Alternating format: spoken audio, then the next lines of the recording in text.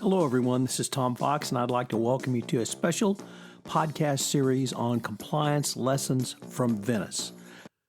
For this week of Thanksgiving, Episode 3. And the concluding episode in this special podcast series on compliance lessons from Venice, how straight from the lion's mouth informs your hotline. The symbol of Venice is the Lion of St. Mark. The use of this symbol has led to the maxim, straight from the lion's mouth.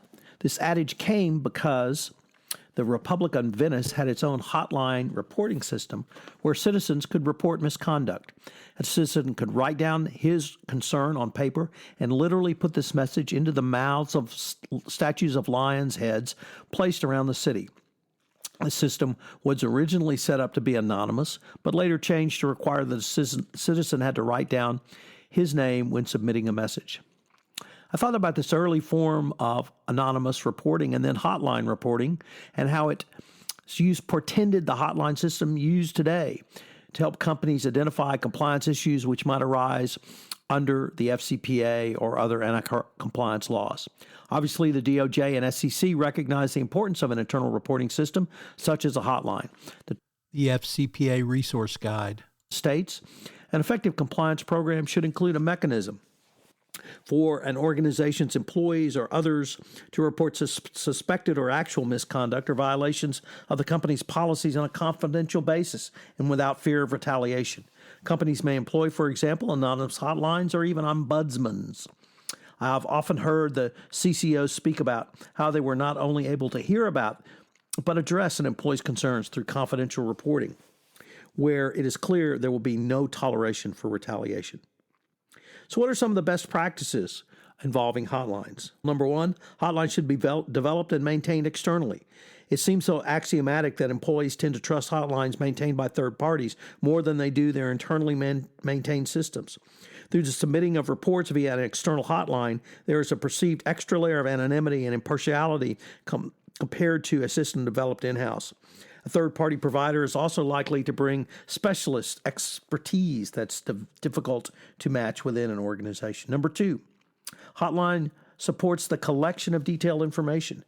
As with most everything else, information is power. If a CCO can gather and record information throughout a complaint's life cycle, the company will have greater insight into the situation, and a company can protect itself more effectively from accusations of negligence or wrongdoing. A hotline reporting system should provide consolidated real-time access to data across departments, locations, plus analytic capabilities that allow you to uncover trends and hotspots. All reported materials should be consolidated into one comprehensive, chronologically organized file so a CCO can monitor ongoing process and make better, more informed decisions. Number three, a hotline must meet your company's data retention policies. Under GDPR and other privacy policies, retaining data in a manner is absolutely mandatory. Hotline should offer secure, accessible report retention database, or you may be faced with making your own complicated and costly arrangements for transmitting and storing older reports to permanent storage locations. Number four, hotline should be designed to inspire employee confidence. Retaliation or perceived unfairness to those making hotline complaints will destroy the effectiveness of internal reporting and poison the company's culture. A hotline must be seen to offer the highest levels of protection and anonymity.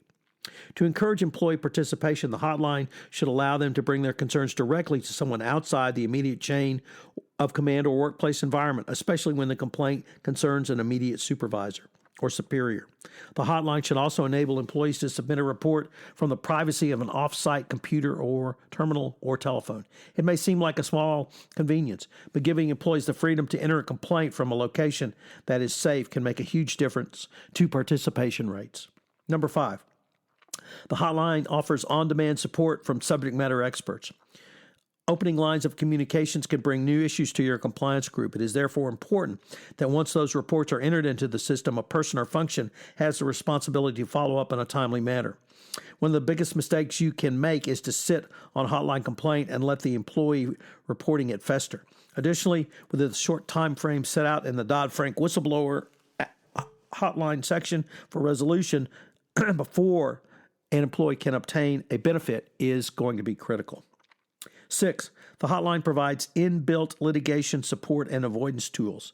A company must make certain that the hotline is pre-configured to meet the legal requirements for document retention, attorney work product protections, and attorney-client privilege. Developing these tools in-house can significantly add to your costs, and maintaining a hotline without one exposes your organization to an unacceptable level of risk. 7, the hotline supports direct communications. A hotline should open the lines of communication and give you a direct sightline into the heart of your company. Look for a system that enables you to connect directly, privately, and anonymously with the persons filing a complaint. Direct communications also signals to employees that their complaints are being heard at the highest level. So what are some additional tips that you need to be aware of or need to implement? Some of the other things you must do are you must get the word out and publicize your hotline. You must train all of your employees on how to do it.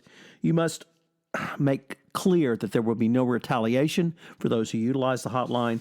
And 3, you should be sure and look at the data that it provides and indeed the data that's not there that you should consider. As my series on compliance lessons from Venice draws to an end, I am reminded how much the Western world has to thank for the Republic of Venice.